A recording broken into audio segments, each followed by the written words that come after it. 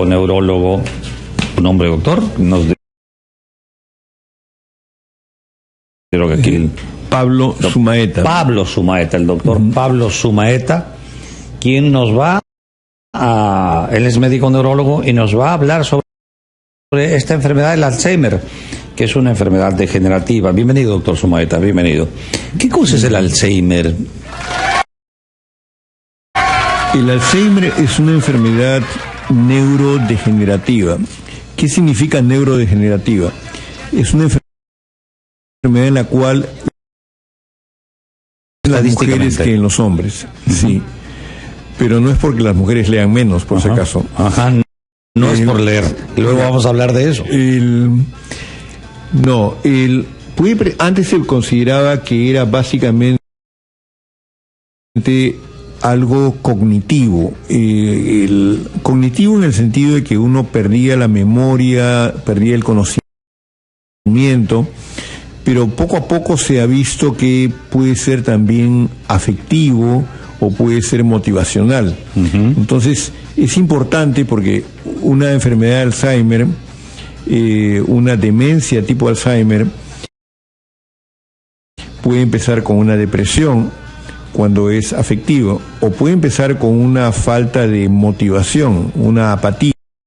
Y hay que recalcar que Alzheimer es solamente uno de los 40 tipos de demencia que hay, ¿ya? O sea, a veces muchas personas dicen mi abuelito tuvo Alzheimer, pero realmente hay que tomarlo con pinzas, porque no se sabe si fue Alzheimer o fue o alguna otra cosa, ¿no? Ella corresponde al grupo de todas estas manifestaciones de demencia. ¿Sabía usted que 250.000 personas sufren esta enfermedad en el Perú? 250.000 personas es un volumen alto, doctor. ¿Y qué factores aceleran o predisponen a sufrir el Alzheimer? Bueno, en algunos casos se encuentra que las personas han tenido depresiones, pero no es, hasta ahora no se ha identificado un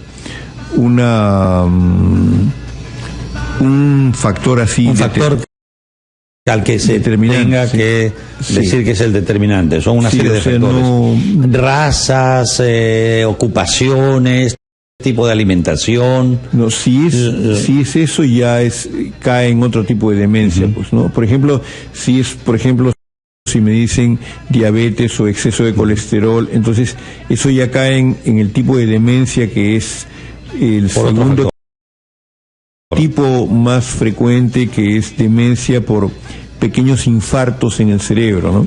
Y entonces, para tipificar como Alzheimer, ¿cuáles son las características con las que usted dice, usted tiene Alzheimer, no tiene otra demencia senil, usted tiene Alzheimer? ¿Cuáles son las características base?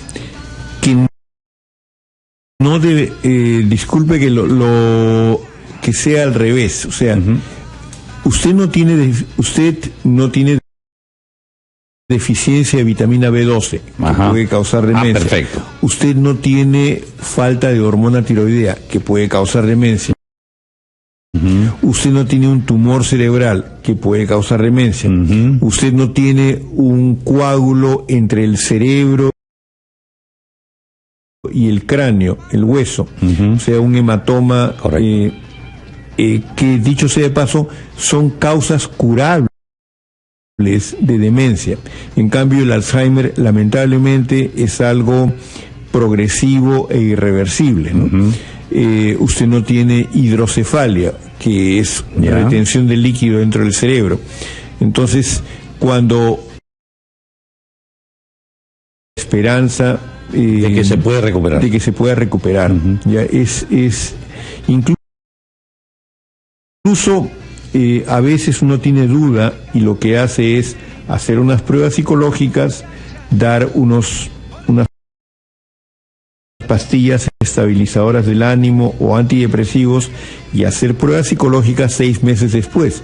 Y muchas veces la persona ha estado muy deprimida y parece que estuviera demente, pero en realidad una depresión profunda puede causar la impresión de que la persona esté demente. Y decirle a una persona que tiene, y a sus familiares, que tiene demencia, es una cosa muy delicada, porque tiene un gran impacto en la familia. Usted ha mencionado 250.000 personas en el Perú. Y entonces agréguele. ¿Cómo es una persona con Alzheimer? Depende de... ¿Al grado? Hay variedades de Alzheimer. Hay algunas en las cuales se alteran, digamos, las partes que están en los costados, las laterales, las regiones parietales. Ajá, parietales. Y ahí la persona puede tener desorientación o puede tener incapacidad para... ¿Tiene la capacidad de hablar, por ejemplo, doctor? Sí, hay una forma que es tardía en la cual se pierde poco a poco la capacidad de hablar fluidamente. Cuando la lesión o el daño es posterior, hay también, como en la parte posterior están las zonas visuales, hay dificultad para reconocer los objetos mediante la vista, ¿no? Y naturalmente hay desorientación, confusión,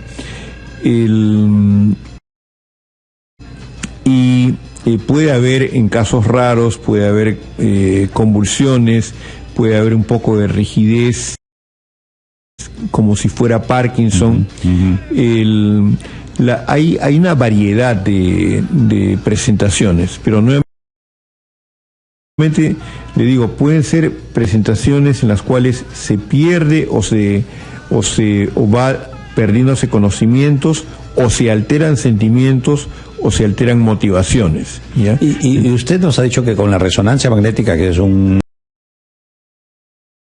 examen de imágenes, ¿se ve un cerebro alterado o se ve un cerebro normal? Se ve un cerebro en el cual el tamaño ha disminuido. Y hay una disminución del tamaño. Hay una disminución del tamaño. Y a veces se ven algunos puntitos blanquitos que son... que se llaman microinfartos, pero eso es bastante común en también en los personas que no tienen Alzheimer. O sea, hay en ellos y también. ¿Las circunvoluciones disminuyen también? Claro. Las circunvoluciones son los pedacitos de cerebro que están entre dos surcos del cerebro. La idea es que como las neuronas se mueren, disminuyen de tamaño. Si disminuyen de tamaño, disminuye toda la masa cerebral. Pero eso no es una regla. No es una regla exacta. ¿Y se ha llegado a hacer estudios bioquímicos? ¿Ya han detectado en algún momento si es la falta de una sustancia química, la falta de un transmisor? Hasta ahora no. Hubo un momento en que se dijo que se le echó la culpa al aluminio. Hay pérdida de algunas personas a recuperar parcialmente algunas de sus defectos. Algunos mejoran por 3 años, otros no mejoran mucho, y lo importante es el seguimiento, ¿no? Para ver cómo está yendo la persona. Lo que sí ya se tiene claro ahora, doctor, es que cuando uno comienza a pensar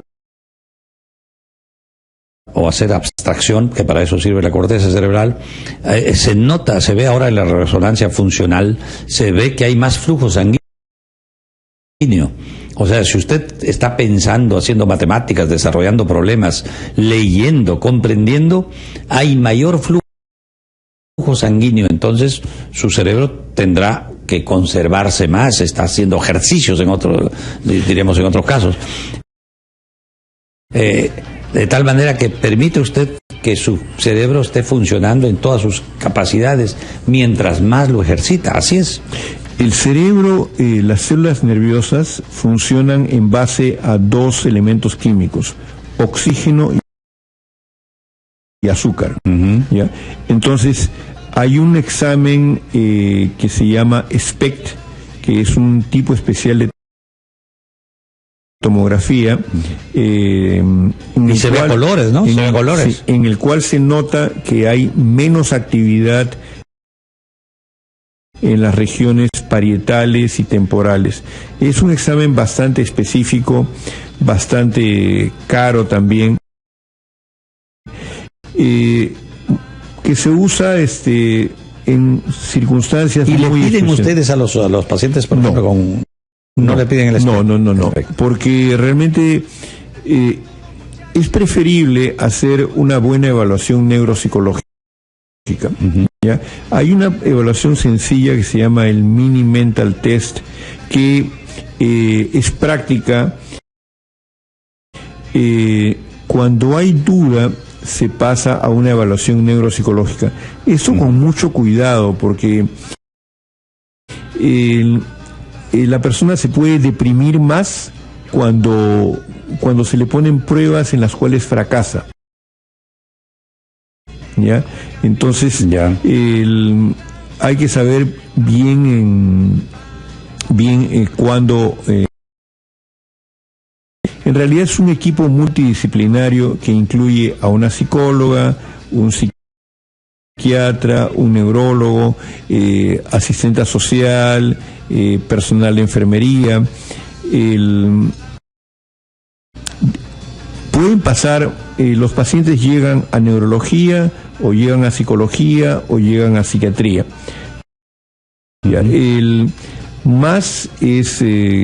Es más frecuente que lleguen a neurología. A neurología. Sí. Y antes de irnos al corte, doctor, ¿es irreversible? Es irreversible. Ya no hay solución. No hay solución. ¿Va avanzando? Va avanzando, pero también esa es otra cosa. No todas, en principio, en medicina no hay dos pacientes iguales.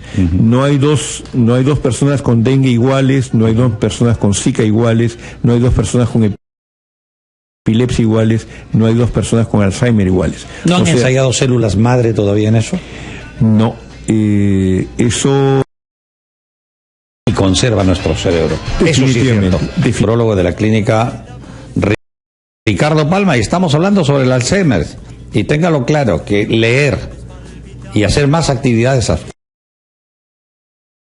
abstractas, pensar, sumar, multiplicar, todo aquello que implique función cerebral, hágalo, porque va a conservar en mejores condiciones su cerebro.